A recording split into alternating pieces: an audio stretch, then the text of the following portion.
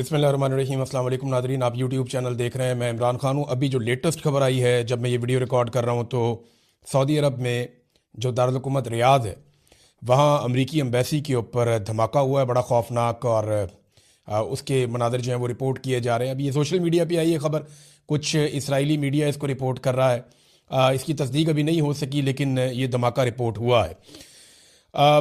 एक जो सबसे इम्पॉर्टेंट चीज़ मैंने देखी, वो ये कि अमरीकी वज़ीर जंग, इसका नाम पहले वज़ीर दिफा होता था, वजारत दिफा थी, वजारत जंग उसको कर दिया डोनाल्ड ट्रंप आने के बाद। डोनाल्ड ट्रंप के अज़ाइम कुछ शायद अलग थे। तो ये जो वजारत जंग है, इसके वज़ीर पीट हेगसेट, इन्होंने एक प्रेस कॉन्फ्रेंस की है। अगर आप उस प्रेस कॉन्फ्रेंस को निकाल कर सुने तो आपको कुछ चीज़ें बड़ी क्लियर हो जाती हैं। यानी सारी कहानी उस प्रेस कॉन्फ्रेंस के अंदर है। यानी उनके जुमले, उनके अल्फाज तो आप एक तरफ रख देना, उन्होंने कुछ बड़ी मुतासब बातें भी की हैं, दीन को लेकर, इस्लाम को लेकर, मज़ाहिब को लेकर। खुद उनके अपने अकायद वो दुनिया जानती है, लेकिन चलें सिर्फ उनकी बॉडी लैंग्वेज पे बात करते हैं। काफ़ी फ़िक्रमंदी उनके चेहरे पे नज़र आ रही थी। फिर एक तज़ब्ज़ुब था, एक बौखलाहट थी उनके चेहरे पे नज़र आ रही थी। फिर जो वो अल्फाज बोल रहे थे ना, वो बार बार उनके होंठ खुश्क हो रहे थे, वो अपनी ज़बान अपने होंठों पे फेर रहे थे बार बार। वो अपना वज़न बरकरार नहीं रख पा रहे थे। कभी एक टांग के ऊपर सारा वज़न डालते थे, कभी दूसरी टांग के ऊपर सारा वज़न डालते थे। ये चीज़ें बताती हैं कि जो बोलने वाला है वो पूरा कॉन्फिडेंट नहीं है, और जो सिचुएशन वो बताना चाह रहा है एक्चुअली वो सूरत हाल नहीं है। तो बॉडी लैंग्वेज में कोई एतमाद नहीं था, अपना वज़न बार बार वो शिफ्ट कर रहे थे, और कुछ अल्फाज को वो चबा चबा के जानबूझकर जोर देकर बोल रहे थे कि मेरी बात में वज़न नहीं है तो कम से कम मेरे बोलने में वज़न पैदा हो जाए। ये हमने पाकिस्तान में भी होते हुए देखा है। तो ये प्रेस कॉन्फ्रेंस सारी कहानी सुना रही थी। डोनाल्ड ट्रंप ने दो तीन बड़ी अहम बातें की हैं। एक तो डोनाल्ड ट्रंप ने ऐलान किया है कि वो जल्दी एक बड़ा हमला करने वाले हैं ईरान के ऊपर। और देखें, ये बात ठीक है कि अमेरिका को कुछ बहुत बड़ा करना पड़ेगा और इस लड़ाई को ख़त्म करना पड़ेगा, क्योंकि अमेरिका की तवक्कुआत के बिल्कुल उल्टा चला गया काम। डोनाल्ड ट्रंप ने यह भी कहा कि मैं ये नहीं कहूँगा बाकी लोगों की तरह कि ज़मीन पर हमने फ़ौजें नहीं भेजनी। हम ज़मीन पे फ़ौज भेज सकते हैं, ज़मीनी फ़ौज उतार सकते हैं ईरान के अंदर। और ईरानी तो इस बात का इंतज़ार कर रहे हैं कि किसी तरह कोई फ़ौज उनके हत्थे चढ़े और वहाँ ज़मीन पे कोई फ़ौज उसी तरह आ जाए जैसे इराक़ में या अफ़गानिस्तान में आई थी, तो इनको लग पता जाएगा। अमरीकी जर्नैल खुद कह चुके हैं कि उन्हें शिकस्त हुई अफ़गानिस्तान के अंदर। हम 20 साल तक लड़ते रहे और उसके बाद हुकूमत वापस उन्हीं लोगों ने ले ली जिनके साथ हम 20 साल तक लड़ते रहे। तो वहाँ पर एक शिकस्त हुई थी, हम रजीम भी बदल नहीं सके वहाँ पर। तो इसी तरह ईरान के अंदर ये कैसे जीत जाएंगे? ईरान की बड़ी लंबी तारीख है, वो बहुत सख्त लोग हैं और वो तो बदले की बात कर रहे हैं उनके लोग। यानी अगर आप ईरान और इसराइल के बीच में मुवाजना करना चाहें, बहादुरी का फ़र्क आप करना चाहें, तो आपको साफ नज़र आ रहा है जितने इसराइली शहरी हैं वो बंकरों के अंदर घुसे हुए हैं, नीचे तहखानों के अंदर घुसे हुए हैं। जितने ईरानी शहरी हैं वो शहरों के अंदर बाहर निकल के फिर रहे हैं। बड़े बड़े शहरों में रात के अंधेरे में, दिन की रोशनी में वो सड़कों के ऊपर इज्तिमा कर रहे हैं, बड़े बड़ी तादाद में निकल रहे हैं लोग। वो क्यों निकल रहे हैं? वो खमनाई के शहादत के बाद लोग बहुत बड़ी तादाद में बाहर आ रहे हैं। तो ईरानी दिलेर कौम है, उनकी एक बहुत बड़ी तारीख है। इसराइली जो हैं वो अब बुज़दिली दिखा रहे हैं, उनके पास सहूलतें बहुत ज़्यादा हैं, वो बहुत ज़्यादा आसान पसंद हो गए हैं, उनकी ज़िंदगी बहुत आसान हो गई है, आसाइशों वाली ज़िंदगी है। तो वो सारे बंकरों में चले जाते हैं, वो लड़ने में बिलीव नहीं करते और वो कोशिश करते हैं कि उनके हिस्से की लड़ाई कोई और लड़े। अब ईरान ने क्या किया? ईरान ताबड़तोड़ हमले कर रहा है। ईरान ने इसराइल को तख्ता मश्क बना लिया। इसराइली शहरों के ऊपर वो ऐसे बम मारता है जैसे बारिश कर रहा है बमों की, और छोटे और बड़े मिसाइल ईरान इस्तेमाल कर रहा है। फिर मिसाइलों की तादाद भी उनकी बहुत ज़्यादा है, इस बारे में कोई रिपोर्टें भी आ गई हैं, मैं आपके साथ शेयर कर देता हूँ। तो ईरान ने एक और दावा किया कि जो अब्राहम लिंकन तैयारा बरदार एक शिप है, बहुत बड़ा बहरी जहाज है, बेड़ा है अमेरिका का, वो इस खित्ते से दूर भाग रहा है और वो यहाँ से पीछे हट रहा है। और उसकी वजह यह है कि ईरानी मिसाइलों की हदूद से वो बाहर निकलना चाहता है, और उनके लिए प्रॉब्लम यह है कि वो बहुत कीमती है, उसके ऊपर उनके तैयारे भी हैं, उसके ऊपर उनकी बड़ा सेटअप लगा हुआ है। अगर वो तबाह हो जाता है तो अमेरिका का तो बहुत बड़ा नुकसान हो जाएगा। दुनिया को जिन अपने बहरी बेड़ों के जरिए से अमेरिका दबाता है उनमें एक बहरी बेड़ा ये भी है। तो ईरान का ये दावा है कि वो इस खित्ते से भाग रहा है। दूसरा, ईरान का दावा है कि बहुत बड़ी तादाद में उन्होंने अमेरिकन फौजी मारे हैं, जबकि अमेरिकन ने अब एतराफ़ किया है कि 6 फौजी उनके मारे गए हैं और 20 के करीब उनके फौजी जख्मी हुए हैं। ये अमेरिकन एतराफ़ है। अब देखिए, दोनों तरफ से चीज़ों को एग्जेजरेट तो किया जाता है जब भी जंग होती है। जब भी जंग होती है ऐसा होता है। ईरान अमेरिकन फौजियों की हलाकतें ज़्यादा बताएगा और अमेरिका कम बताएगा, ये तो होगा। लेकिन मैं आपके सामने सिचुएशन फिर भी रख रहा हूं। चीन ने और रूस ने ईरान की मुकम्मल सपोर्ट का ऐलान किया है। उन्होंने कहा जी ईरान को पूरा हक है कि वो अपना दिफा करे और अपनी खुद मुख्तारी का दिफा करे, और वो हर लिहाज से साथ हैं ईरान के। उन्होंने कहा जी भरपूर हमायत की हम यकीन दहानी करवाते हैं। ये दोनों मुल्कों के वज़राए खारजा के अंदर राब्ता हुआ है। चीन ने अमेरिका और इसराइल की खुलकर मजम्मत भी कर दी है और लड़ाई फैलने के खदशे का इजहार भी किया, और यही बात रशिया ने भी की है। रशिया ने ना सिर्फ ईरान का साथ दिया बल्कि ये कहा कि वो इस हमले की मजम्मत करते हैं जो अमेरिका ने और इसराइल ने की है, बल्कि ईरान के दिफा का हक तस्लीम करते हैं और ईरान की भरपूर हमायत भी करते हैं। रूस ने भी वही कहा। लेकिन इसमें जो एक और बड़ी इंपॉर्टेंट चीज़ है वो ये है कि रूस के एक अहम ओहदेदार हैं और प्यूटन के बहुत अच्छे साथी हैं, बहुत करीबी साथी हैं, दिमित्री मेदवेदेव, ये उनका नाम है। इनके नाम भी लेना बहुत मुश्किल होता है, ऐसे ही कोई नाम है, लेकिन दिमित्री पहला वर्ड है उनका, और बड़े अहम ओहदेदार हैं रशिया के। उन्होंने खबरदार किया है और ये वार्निंग जारी की है कि अगर डोनाल्ड ट्रंप नहीं रुकते तो यकीनी तौर पे तीसरी जंग अजीम शुरू हो सकती है, यानी एक आलमी जंग लग सकती है। और ये प्यूटन के बहुत करीबी साथी हैं। इन्होंने कहा अमेरिका ने खुद को और दुनिया को एक रिस्क में डाल दिया है। ये जो अमेरिका ने किया ये उन्हें नहीं करना चाहिए था। अब अमेरिका भी रिस्क में है और दुनिया भी रिस्क में है। द इकोनॉमिस्ट ने एक रिपोर्ट लिखी है और ये बात रशिया की ठीक है, चाइना भी ठीक बात कर रहा है कि अमेरिका ने अजीबोगरीब पंगा ले लिया, ये लड़ाई फैल सकती है। द इकोनॉमिस्ट का यह कहना है कि बहुत इम्कान है कि जंग अमेरिका हार जाएगा, और माजी में बराक ओबामा पर इसी बारे में तनकीद करने वाला डोनाल्ड ट्रंप वो कैसे अपने फौजियों को इस हलाकत में डाल सकता है। यानी डोनाल्ड ट्रंप ने कहा था बराक ओबामा को कि ये अपनी मकबूलियत को बढ़ाने के लिए ईरान के ऊपर अटैक कर सकता है, और अब डोनाल्ड ट्रंप ने खुद ईरान के ऊपर अटैक कर दिया है। और प्रॉब्लम पीछे दो बताए जा रहे हैं। एक तो मिड टर्म इलेक्शन जो आ रहा है अमेरिका में, डोनाल्ड ट्रंप की कोई तैयारी नहीं है, वो इलेक्शन जीतने की पोजीशन में बिल्कुल नहीं है। तो डोनाल्ड ट्रंप का मुहासबा भी हो सकता है। डोनाल्ड ट्रंप को जो है वो इंपीचमेंट का सामना भी करना पड़ सकता है, और उन्होंने खुद कहा डोनाल्ड ट्रंप ने कि अगर मैं ये मिड टर्म हार गया तो मेरी इंपीचमेंट पक्की है।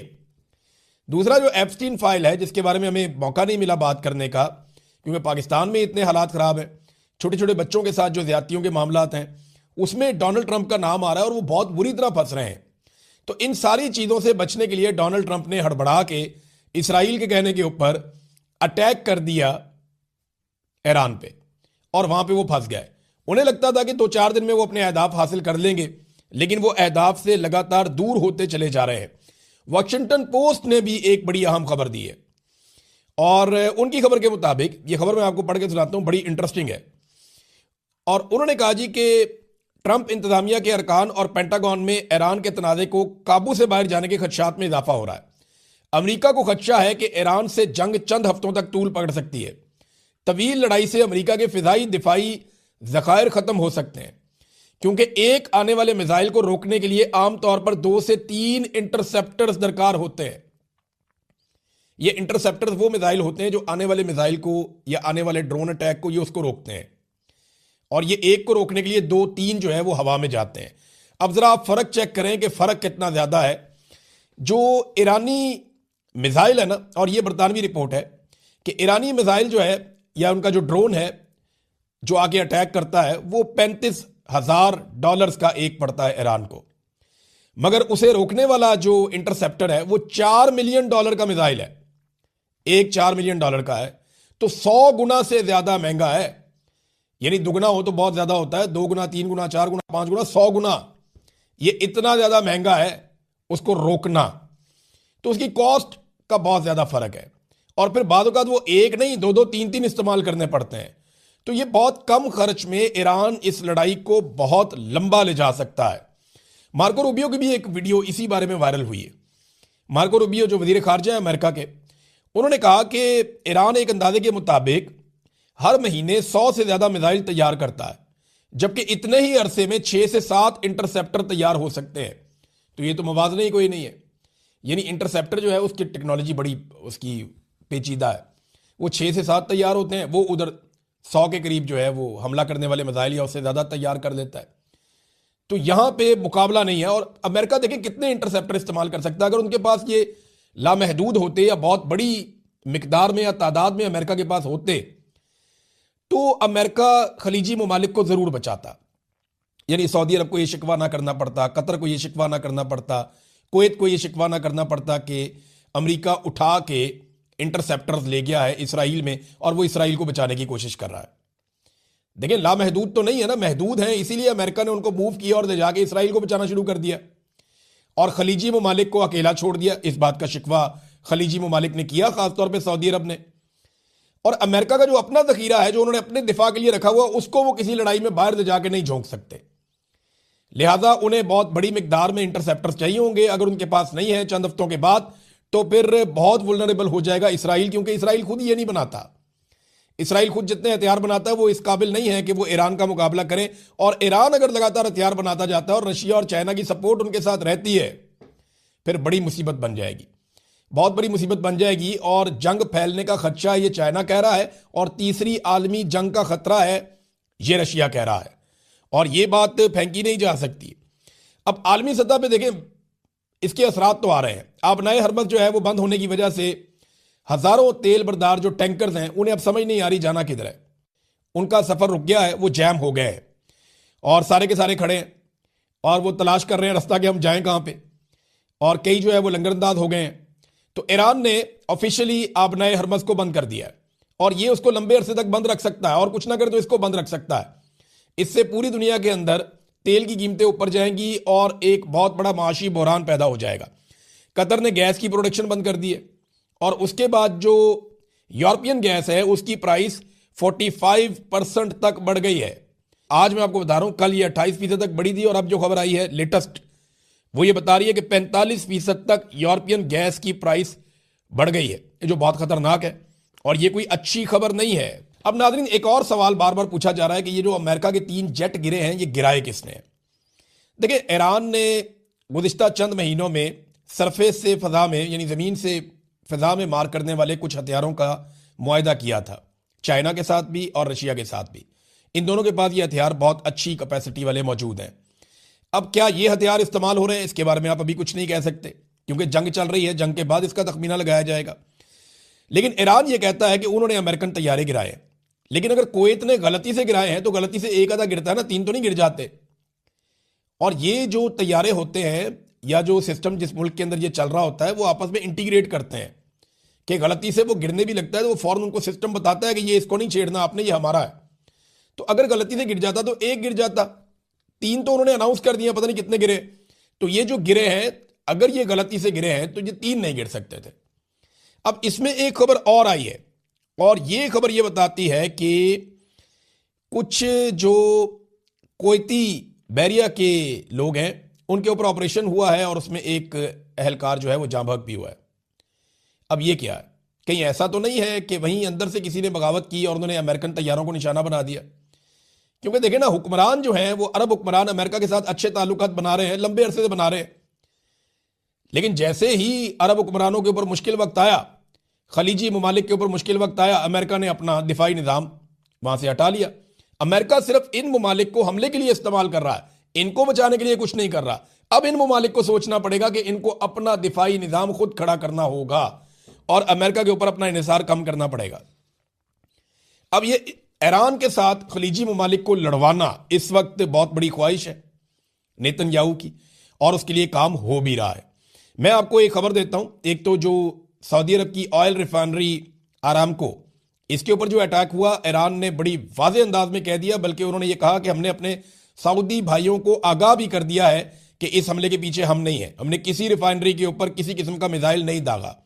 अब इसकी इन्वेस्टिगेशन होना चाहिए कि ये मिसाइल किसने फेंका है, और अगर ये इसराइल की तरफ से आया है या किसी और तरफ से आया है तो ये फिर मामला बहुत लंबा चलेगा, ये यहां ख़त्म नहीं होगा। क्योंकि ईरान ने साफ कहा, ईरान कह सकता था हमने मारा, जंग में वो गलती से आ गया, लेकिन ईरान ने कहा जी हमने बिल्कुल नहीं मारा, हमने किसी ऑयल फील्ड के ऊपर अटैक नहीं किया। अमरीकी एक सहाफ़ी हैं, ये टकर कार्लसन, इन्होंने एक इंकशाफ किया है।